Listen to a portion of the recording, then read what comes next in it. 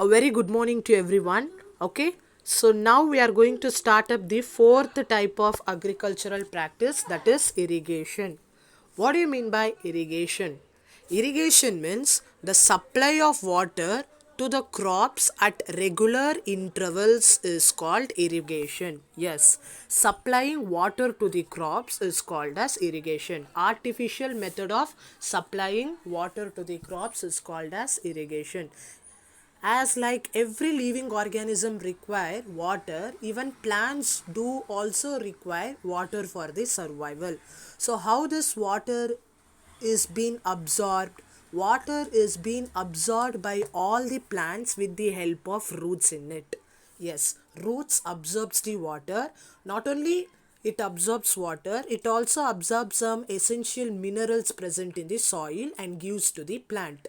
And remember, almost a plant contain 90% of water in it. So a plant requires a proper irrigation to grow healthily. Got it clear? So the irrigation differs from one crop to another crop.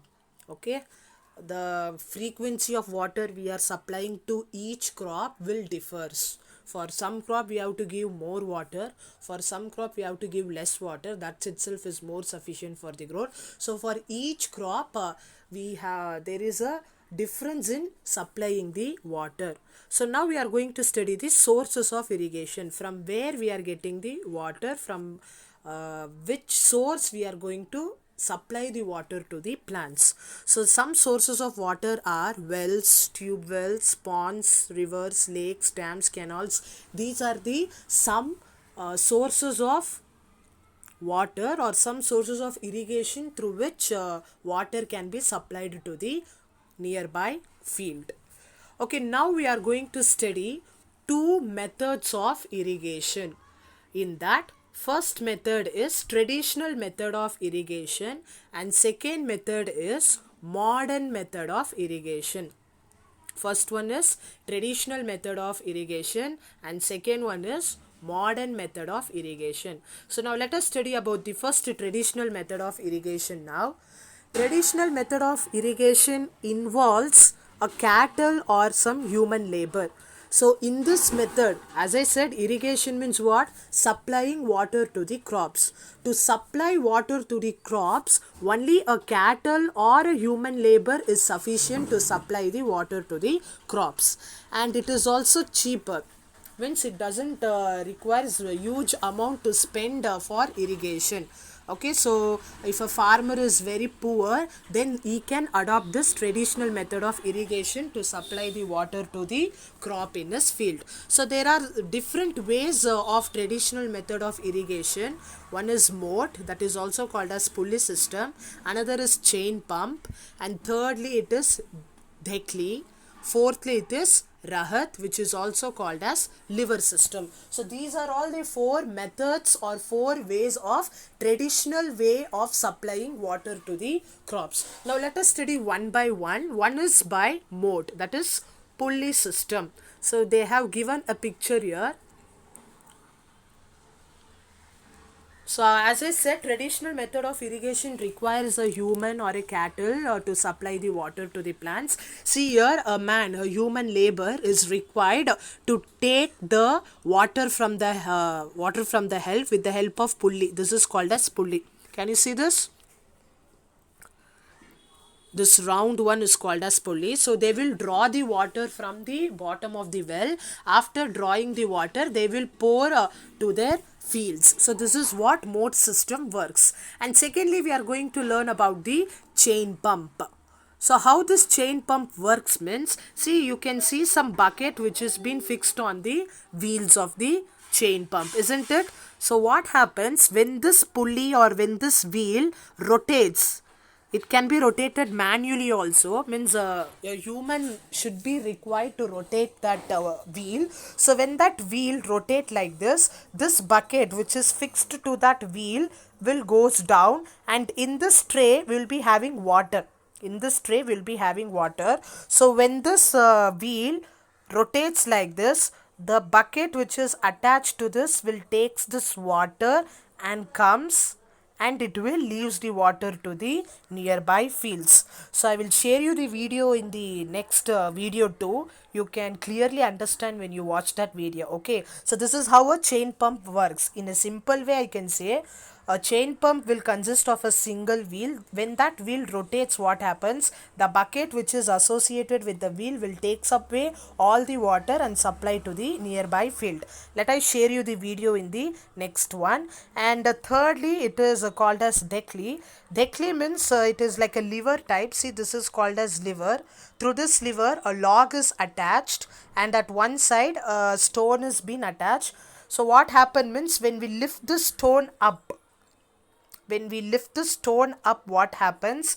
Your bucket which is filled with water, it will draws the water from the well.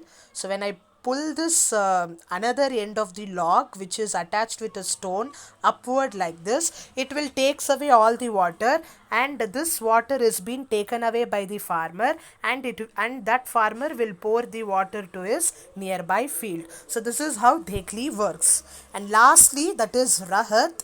Rahat requires one wheel as well as a cow or a bull to work this. So what happened this means, see, there is one wheel. This wheel is attached with several buckets like this, isn't it? Wheels are attached with several buckets. So what happens means when this bullock cart or when this cow rotates like this,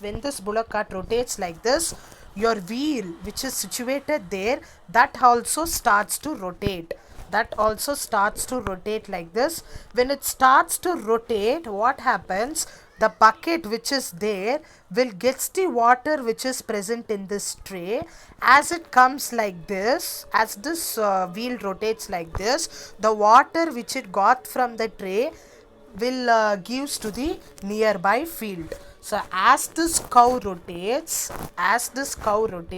the wheel also rotates by taking away all the water from the bucket and supplying the water to the nearby field. So these are all the four ways in which traditional method of irrigation is practiced. And remember, traditional method of practice is very less in cost, but it requires a human labor as well as cattle to perform these activities. Now we are going to learn the second method of irrigation, that is modern method of irrigation.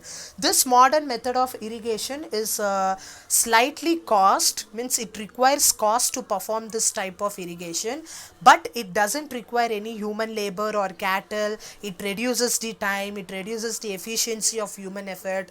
Okay, it has many advantages, but only one disadvantage is that it acquires some cost. Okay, the cost is heavy to perform this modern method of irrigation.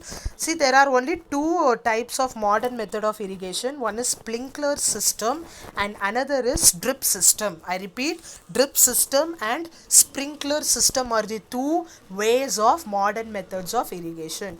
What do you mean by sprinkler system? Sprinkler system consists of like this, as you see in this picture, consisting of perpendicular wires like this.